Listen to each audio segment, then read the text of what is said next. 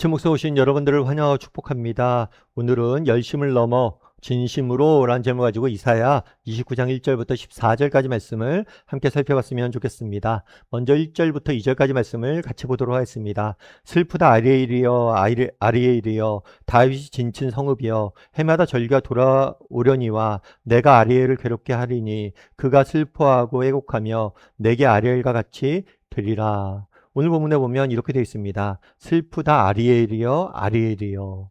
이 아리엘은 도대체 그러면 누구일까요? 이 아리엘은 무엇을 지칭할까요? 이 아리엘은 남유다의 예루살렘을 지칭하는 별칭이에요. 예루살렘을 지칭하는 다른 표현이에요. 예루살렘은 그 당시에 남유다의 정치, 사회, 문화, 종교의 중심지였습니다. 왜냐하면 다윗이 이곳을 수도로 정했기 때문에. 다윗이 이스라엘 왕국을 세우고 그 이스라엘 왕국의 수도로서 다윗이 이곳에 거주하면서 다스렸기 때문에 수도처럼 역할을 했어요. 게다가 예루살렘이 갖는 중요한 의미가 있습니다. 그것은 뭐냐면 다윗의 아들인 솔로몬이 여기다 성전을 지었어요. 성전은 하나님의 거하시는 곳이죠. 장소죠. 그리고 이스라엘 민족들은 이 성전을 중심으로 종교 생활을 했어요. 그래서 이스라엘 사회는, 유다 사회는 종교 공동체였어요. 따라서 종교의 중심지인 예루살렘, 이곳에 성전을 짓고 이곳에서 유다의 모든 것들의 중심지로서 활동을 했다는 것. 그런데 오늘 보면 이렇게 슬프다라고 이야기해요. 슬프다고 이야기해요. 예루살렘을 보시면서 하나님이 슬퍼하시는 것. 그럼 왜 하나님께서 슬퍼하실까요? 오늘 본문에는 이렇게 되어 있죠. 해마다 절기가 돌아오려니와 내가 아리엘을 괴롭게 하리니 라고 되어 있습니다. 이게 무슨 표현일까요? 해마다 절기가 돌아오려니와 앞서 이야기했던 것처럼 예루살렘은 하나님의 성전이 있고 이 성전은 종교의 중심지였어요. 그래서 이 성전에서는 날마다 제사가 끊이지 않았죠. 사람들이 모여서 날마다 하나님 앞에 제사 드리고 제물을 드렸어요. 뿐만 아니라 각종 절기가 되면 많은 사람들이 뭐예요? 성전으로 예루살렘 모였어요. 그리고 예루살렘 모여서 예배드리고 하나님을 찬양하고 하나님의 이름을 높였어요. 다르게 말하면 이곳은 종교적인 형식이 가득했고 종교적인 행위의 중심지였어요. 그런데 하나님께서는 이 아리엘을 괴롭게 하실 것이다 라고 이야기해요. 다르게 말하면 너희가 드리는 이 제사와 절기와 이 예배를 내가 받지 않겠다는 것. 이걸 기뻐하지 않는다는 것. 그럼 왜 그럴까요? 13절은 보다 분명히 이야기합니다. 이렇게 이야기해요.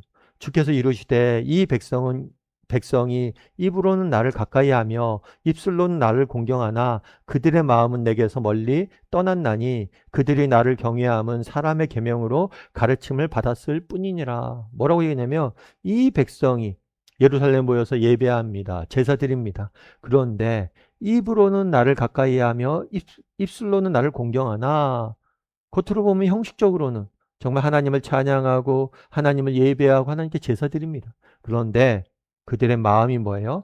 내게서 멀어졌다. 그들은 종교적인 행위를 하고 있었지만 진심으로, 전심으로 하나님을 향한 신앙이 그들에겐 없었던 것. 그들에게는 예루살렘에 와서 제사 드립니다. 예루살렘에 와서 절기를 지킵니다. 그런데 마음속으로는 하나님을 찬양하거나 정말 마음속으로는 하나님만을 의지하지 않아요. 다르게 말하면 그들은 예루살렘에 와서 예배합니다.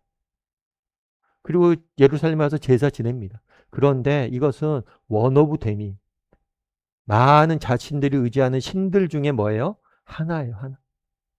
이들은 하나님도 섬기고 바알도 섬기고 여러 가지 신들을 중에 하나로서 하나님을 섬겼던 거예요.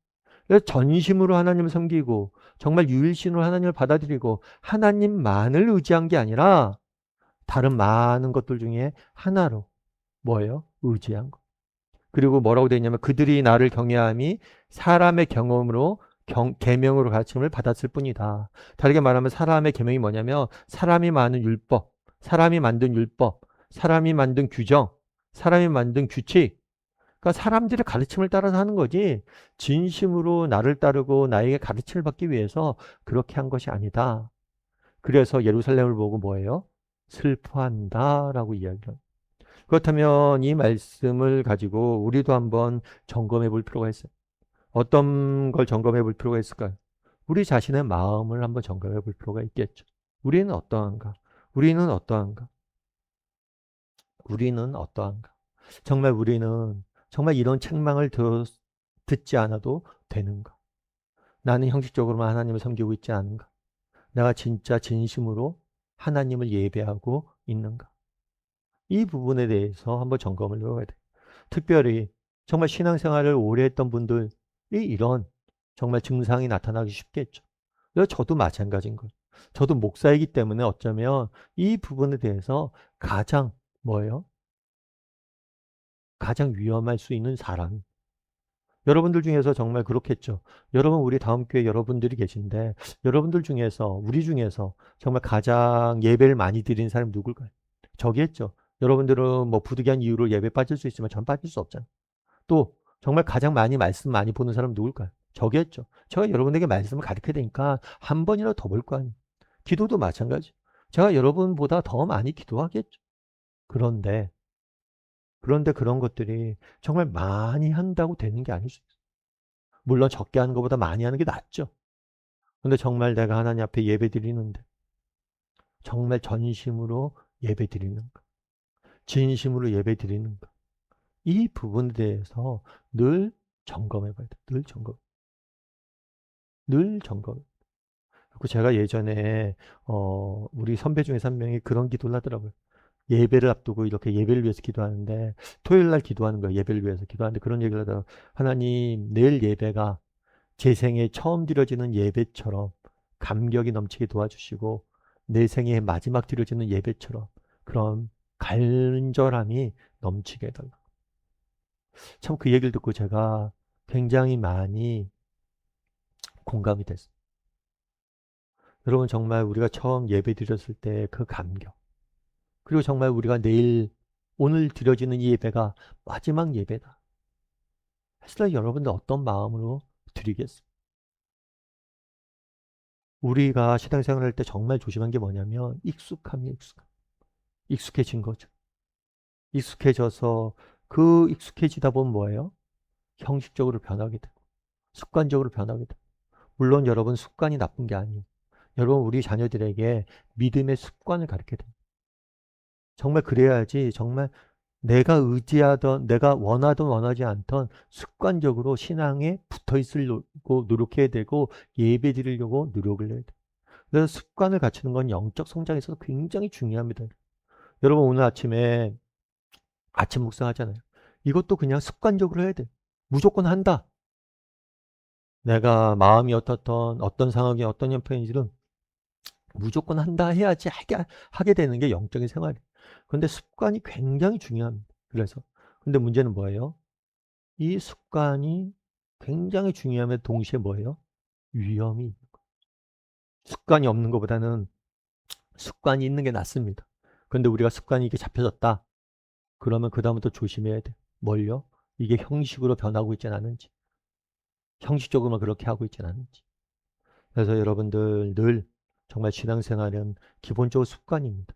우리가 습관을 잘 들이려고 노력을 해야 돼. 그런데 이 습관을 들였을 때 이 습관이 뭐예요? 형식이 되지 않도록 우리가 조심을 해야 돼. 예전에 기념일 서비스란 게 있었습니다.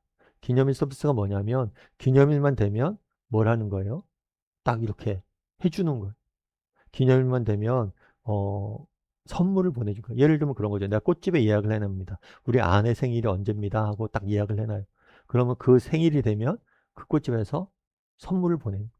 그래서 기념일만 되면 기념일에 맞춰서 선물을 재고 가고 이렇게 하는 거죠. 대신 보내주고 이런 기념일 서비스가 굉장히 많았어요. 그래서 저도 이렇게 기념일 예전에 등록을 딱 해놓으면 딱 와요. 그래갖고 기념일 상품 이런 것들이 있습니다. 어떤 걸 하겠습니까? 해서 이렇게 했어요. 근데 이 기념일 서비스가 처음에는 잘 됐었는데 점차 사라졌어요. 요즘은 기념일 서비스가 거의 없어요. 그럼 왜 기념일 서비스가 없어졌을까? 처음에 기념일에 돼서 이런 선물을 받으면 기쁘죠. 그럼 나중엔 뭐예요? 그렇게 보내지는 건 형식이죠. 형식적으로 그냥 보내는 거죠. 그럼 누가 그걸 받고 기뻐하겠어? 형식적으로 다 되면 가는 건데. 내가 고르는 것도 아니고 누군가 골라주는 거고. 그래서 여러분 정말 이 습관이라는 게 우리에게 유익이 있습니다. 그런데 이 습관이란 건 또한 유익이 크지만 동시에 위험한 거. 그래서 나는 정말 일단 습관이 없는 것보다 습관이 있는 게 낫습니다. 그런데 이 습관이 내게 습관으로 자리 잡아서 정말 형식적으로 내가 예배하고 있지는 않은지, 형식적으로 말씀 보고 있지 않은지, 형식적으로 기도하고 있지 않은지 점검해보고 정말 전심으로 하나님 앞에 예배하고 하나님 앞에 기도하고 하나님 앞에 나갈 줄 아는 저나 여러분이 되기를 주님의 이름으로 소원합니다. 우리 함께 기도했으면 좋겠습니다. 기도하실 때 오늘 말씀 기억하면서 기도했으면 좋겠습니다. 그날의 유다 백성들의 문제는 무엇입니까? 정말 그들이 예배 형식이 있었지만 그 마음이 없었던 것. 그럼 우리에게도 이런 문제가 없는지, 정말 형식이 있지만 마음이 없진 않은지, 물론 습관이 안 된 것처럼 정말 형식이 없는 것보다는 형식이 있는 게 낫습니다. 그런데 형식적으로 치우쳐서는 안 돼요. 형식이 필요하지만 형식적으로 되어서는 안 됩니다. 이 사실을 기억하고 나는 정말 이 형식이 없는가, 습관이 안 들여져 있는가, 그렇다면 하나님 제가 바른 습관, 영적인 습관을 갖게 해달라고 기도했으면 좋겠고, 또 내가 이런 형식이 습관이 갖추어져 있다면 혹시라도 형식적으로 되어져 가고 있진 않은지 점검하고 다시 정말 초심을 회복하게 해달라고 이 시간 목소리로 같이 기도하도록 하겠습니다. 기도하시겠습니다.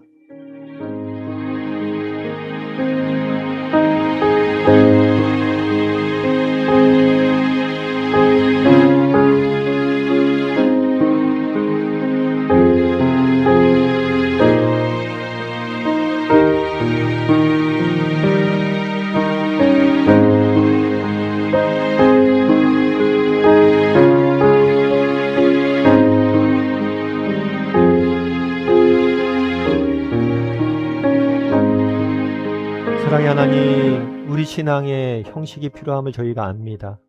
정말 우리에게 바른, 정말 좋은 영적인 습관들이, 영적인 형식들이 자리 잡힐 수 있도록 주께서 붙잡아 주시옵소서. 그런데 우리가 형식적으로 우리의 신앙이 흐르고 있지는 않은지 점검하게 도와주시옵소서. 그래서 정말 우리에게 초심을 회복시켜 주시고 형식에 진정한 마음을 담게 도와주시고 전심을 하나님을 찬양하고 예배하고 기도하고 말씀 보고 하나님만을 의지하며 살아가는 우리 모두가 될 수 있도록 주여 붙잡아 주시옵소서. 은혜 감사드리며 모든 말씀 예수님의 이름으로 기도드립니다. 아멘.